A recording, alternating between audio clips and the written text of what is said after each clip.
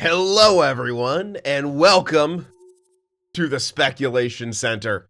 We are here to talk about and look at what certain trades would look like visually using NHL 24 for a potential Marner trade. Now, if you, have been following hockey in any manner, you know that the Leafs are perennial underachievers with the amount of skill that they have on their roster.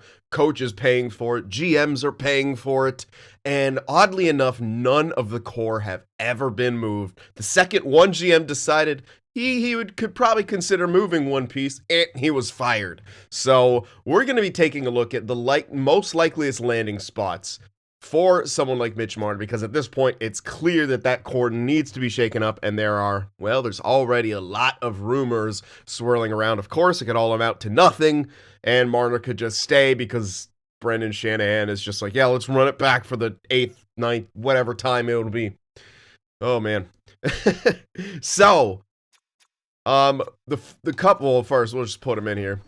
We're doing it in NHL 24 because everyone knows NHL 24 trade values are super accurate. Please clap. But seriously, I like the visuals. Now, first team we're gonna take a look at. Oh, they don't have that McDonough trade in yet. Okay, well, whatever.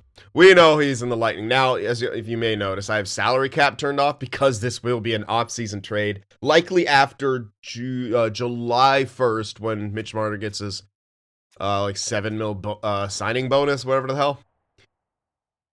So the obvious one in this one is you throw in Saros. That's your starting piece, right? He's gonna have one more year. This is gonna be the offseason, right? So basically -1 from every single contract here. Saros is your starting piece. Now the reason that he goes in there is he's gonna have that 1 year left. He's gonna want to get paid. And if you're Nashville, Lankinen's a solid 1B, and you have Yaroslav Askarov. Now, is Saros going to want to sign? Are you going to be like, hey, can we sign you for 2-3 years to pave the way for Askarov? I don't know, man. Saros is now 28. He'll be, 29 going on 30. He's going to want to get his last big contract. And I don't think he's going to, especially on a team like Nashville with various potential dead cap issues. And their biggest need, in my opinion, is offensive help. So you toss in Saros into that. And then, obviously, other pieces need to come back. Can't just be that. Schenn is very interesting. That's a okay contract. And the Leafs really, he was good for them. In their one time they made it past the first round, he was a pivotal part of their defense. So Schenn is someone I'm really looking at. Also right side. Fabro's also quite interesting. But you'd think a team like Nashville probably wants to keep Fabro more than Schenn because they're not going for it as the Leafs are. You keep Yossi for obvious reasons, but yeah, the only bad thing about this is, from a Leafs perspective, is there's no real game-changing defenseman, which I think they're in desperate need of. They don't have a true top 2 defenseman. But Schenn is nice. If they don't have it, we're going to have to toss that in. And there's going to need to be one more piece here. It's saying league not approved. Obviously, we're not going to send this through anyway. Look at that contract for Novak. Now signed. Obviously, they want to keep him around. Nyquist is curious, but again, he's at a good price tag. There's really not much in the way of forwards. And if you're the Leafs, you probably don't really want futures. At least you shouldn't. And if you do want futures and you're a Leafs fan, you're kind of stupid. You need to win. Now, obviously, yeah, you can, if you get in futures in the form of picks, you can flip them. But you're not going to get the first. Nashville's in too weird of a spot. They're simply not going to give up their first. I'm pretty sure they grabbed another third from Tampa. I'm trying to remember that stupid McDonough deal that just happened in the offseason. So picks, here's the thing about any sort of Mitch Marner trade. If you're the Leafs, you're not going to win. You're simply not, at least not on the surface. But what you have to understand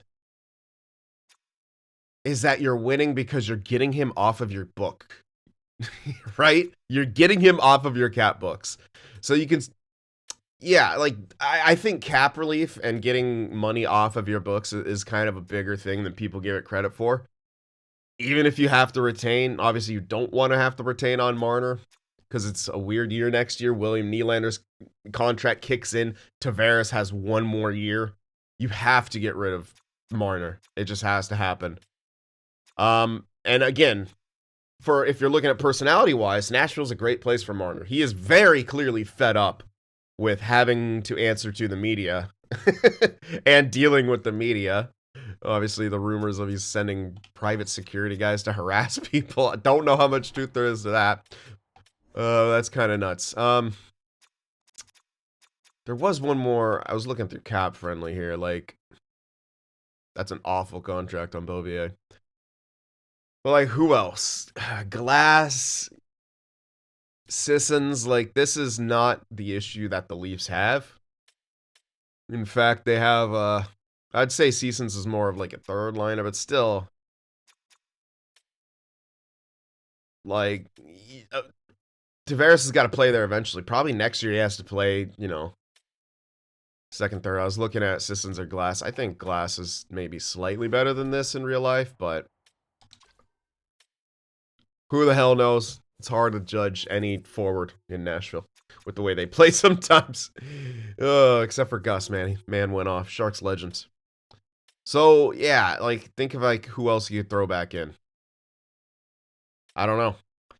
You're kind of running out. I'm looking to try to make the cap close, and to do that, you'd have to throw in, like, a Glass or something like that. Like, so you look at that, that's about... It's within the, you know, the margin of error, essentially. Just a few, casual couple 100,000, which every single one of us would really like to get our hands on. So yeah, like that on the surface, cap-wise is working. I don't know what this other piece is, but yeah. Probably if you're Toronto, you want to try to get something back, like at least a second, since Nashville only giving up their third. This is about it, if you're Toronto, realistically. But these are two things that you desperately need. Right shot defenseman who you know works and is good for the playoffs and does more than hit people. He hits people, but he actually has good underlying metrics too. And I don't know if he's an amazing puck mover, but I think he's slightly better than a couple guys that they had this season who are absolutely garbage at it. And that's the other thing, man. Like, maybe instead of Glass, you pick up another defenseman, but why Nashville probably can't afford to do that as they just gave up McDonough. Like, even Shen becomes kind of a stretch here. Carrier is, you know, that's a puck mover on the right side. Maybe he gets tossed in instead of Glass. But he's UFA, I believe UFA, so he's not going to carry much weight, right? You're just going to get the rights to him, and if he doesn't want to go, that's going to have to be discussed like a sign and trade thing. And the problem with this is, if he's a pending UFA, you have to wait till after July 1st. If Carrier is wanted on the market, like, you actually can't do this, right? And, obviously, like, you'd have to pursue him in free agency because he wouldn't actually be signed. I believe starting on July 1st is when the UFAs kick in and just go to free agency. So, yeah. Again, this is a trade that you'd have to make at the draft, and you can't do that because no one wants to take on that $7 million signing bonus. The structures, yeah, the structures are good for Toronto contract-wise, but no one else. That's why Fabro's like the only one that makes sense. But if I'm Nashville, I don't give up Fabro. He's like their version of Mario Ferraro. So yeah, it's tricky. This one seems good on the surface for Toronto because you're gonna get that freaking goalie that you need so desperately to, like, and hopefully you're smart about it and have him split time with Woll. You have to do that if you're Toronto, man. Don't do what Nashville does and overplay the guy. You want him healthy, or you want him freaking good for the playoffs, you gotta do that. So that's the first one here. That's the first one that we took a look at. Interesting. Maybe some might call it a bit boring, but I think it covers some big needs that Toronto has. Now, the second one that we're gonna take a look at is it has to be Vegas because they're in on every fucking trade. Doesn't matter. You think they can't fit it under their cap? Doesn't matter what you think, motherfucker. They will. So, obviously, they're going to be vastly over cap. So, the same thing. You got to think of a way to try to make the money relatively even. But at the same time, you don't. Because it is the offseason. So, March or so could be off the books. I'm sure they're going to want to try to keep him in any way possible. Now, got to start with the defenseman. Now, this is where it gets kind of interesting. Petro or Theodore?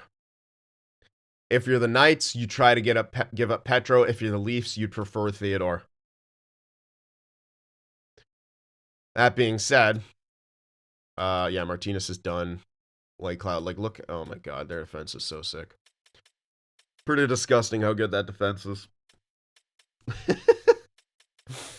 This is how stacked this fucking roster is. So, yeah. Thing about Petro is... or the thing about Hanifin is, it's like, you can kind of afford to let go of Theodore with Hanifin.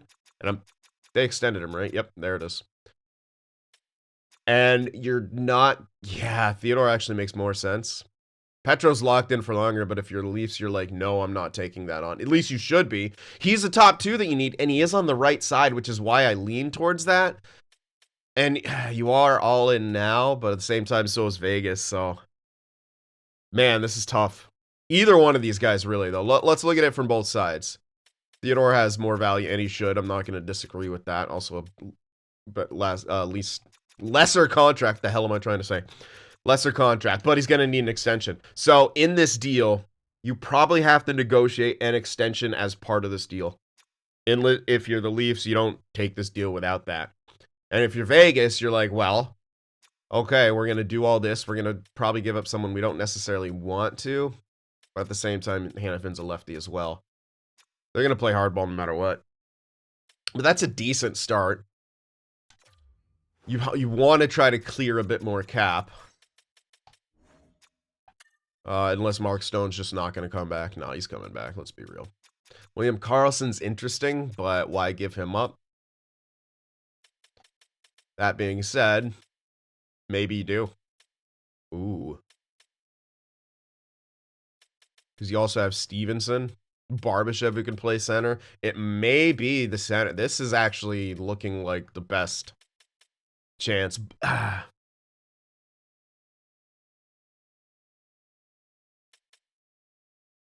If I'm looking at what they got in the way of forwards, actually right wingers in general. Stone, Marchessault. Theoretically, you can let Marchessault go, but he can also play left side. So probably try to keep him around. I think that's Vegas's plan. Like they're gonna want to try to get that done. That being said, Marchessault's 32. Maybe he wants to cash out with a cup win. And hey, maybe go back to Florida and sign for a bunch. But yeah. Oh, the 1-2. Yeah, like Marner. It's a big name. Vegas is always in on this. Yeah, you want to keep Marchessault so that left side looks a bit better. Oh man, this could easily work. Honestly, they have too many centers. So if I'm the Leafs, you're worried about taking back that Karlsson contract. That being said, you need a new 2C. William Karlsson can fit that bill, and he's a guy that does a lot of things that the Leafs need to do better. Which is he kind of plays. I mean, I'm not going to say they're a bad defensive team, but in a lot of ways they are. Matthews was pretty good, but you add another good defensive center to that. Tavares, he can't keep up anymore. His legs are gone. So he needs to be moved to a 3C. You get Karlsson, they can be like 2A, 2B between him and Tavares, at least for this year. And then if Tavares wants to come back on a discount, which every Leafs fan and their mother is hoping, then you do that. So maybe that's it. Theodore and Karlsson. That actually is more money going to the Leafs, which if you're Vegas, you're maybe more okay with that. So it'd be 3 years of Karlsson at 5.9, 1 more year of Theodore. 5-2, but you're going to have to negotiate that extension. That's the reason this may not work in terms of where the Leafs are at. And Karlsson's one of the few remaining guys from the original Vegas thing. But again, that it's shown that they don't give a fuck about that. They're just like, if this makes the team better, sure. And that's, I think it kind of does. Stevenson right now is going to need a contract. So, I don't know if Vegas is going to get him. They're running out of time to sign the guy. I haven't heard, I don't know. I don't keep up with Vegas news too much, but I haven't heard if they're really interested in that. So they could sign him to trade him. But if I'm the Leafs, I don't even mention this. I let Vegas come to me because it's like, maybe we could just pursue Chandler Stevenson in free agency ourselves. So it kind of would have to be William Karlsson. And offseason wise, it would work for both of these teams. This is interesting.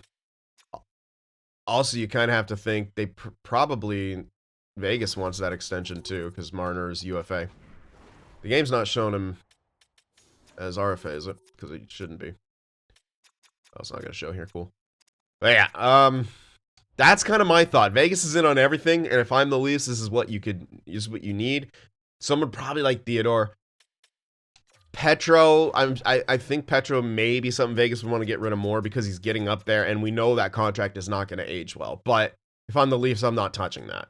Even though he's a right-hander, at the same time, Vegas also needs a right-hander. Theodore can play right, but he's a lefty, so it could be Theodore Hannafin. But again, nonetheless, you're going to have to sign him after this last season. So if I'm Vegas, this is where you start emptying things out. So yeah, if you're committing 8.8 and 7.3, you can't get Theodore back. So that's the thing that makes the most sense to me. So Theodore, the real game changer. Problem is, no one takes a discount to be in Toronto. So Toronto is in a rough spot no matter what. But this is kind of what would make some sense, I think.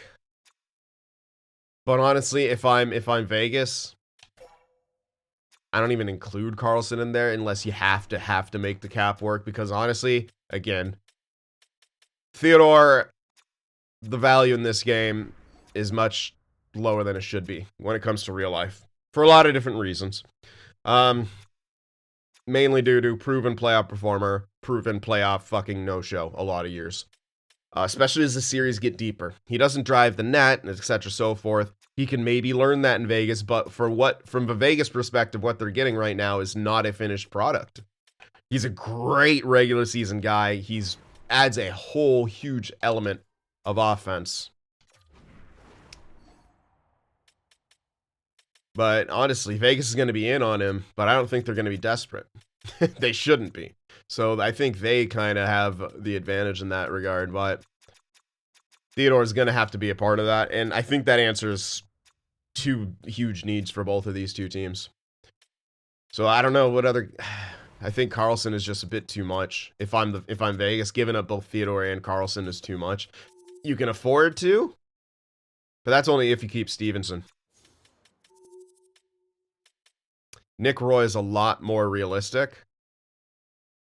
But that being said, I also wouldn't give up him at all. He is a absolute beast. He really is. And maybe a bit expensive, but he's playing third line. He can go up in the lineup and still be a boss. Like, it's not too bad. Carrier, you don't get rid of either. Yeah, there's a lot of stuff if I'm Vegas you don't get rid of, but when it comes to draft picks, whatever else, kind of futures they could toss back, they have nothing. Obviously, the 2025 first belongs to San Jose. I think they even they gave it the 2026. I forgot who that was to. They have the 2027. So if you're the Leafs, like, yeah, you can grab that and then flip it, like, then you worry about cap and stuff like that. And if I'm Vegas, I don't trade that. I hold on to that until you need to reload yet again, because they're going to. Pretty nuts, but this is an interesting one. It'll be tough to make work, but again, no cap in the offseason, but you're obviously gonna have to maneuver things after that. But these are the two main pieces. From there, it gets a little bit tricky when it comes to Vegas. But honestly, I wouldn't be surprised if they pulled off this 1-for-1 because it's Vegas and they always seem to pull shit off. Depends on how desperate the Leafs are. If I'm Marner, I don't hesitate to waive to go to Vegas, man. No state tax. May even sign for less. Oh, man. You also use that logic for Theodore. Probably signs for less. Maybe they can keep Petro, Theodore, and Hannafin, which would be absolutely disgusting. Interesting. This is a very interesting one as well. And that's something that I could absolutely see happen. Now, there's one more that we're going to take a look at here. At least that would make sense on the surface. Oh, God. Well, we're going to have to use, yeah. Utah. Who the hell does Utah have? Untouchable Keller. Jersey, probably don't get rid of. I don't know if there's anyone. I heard this one kicking around. I've heard, obviously, this has been a big thing. What? Because they can afford him. But if I'm the Leafs, I'm looking up and down this. It's like, I don't know what I want back. The only argument is you grab a bunch of futures and flip those. But I don't prefer that. I really don't. Jersey is the main guy. Honestly, maybe. But if you're Utah, dude, you have no other defenseman. Fucking everyone's unsigned. Wait, where is all the... Are there just dudes who aren't...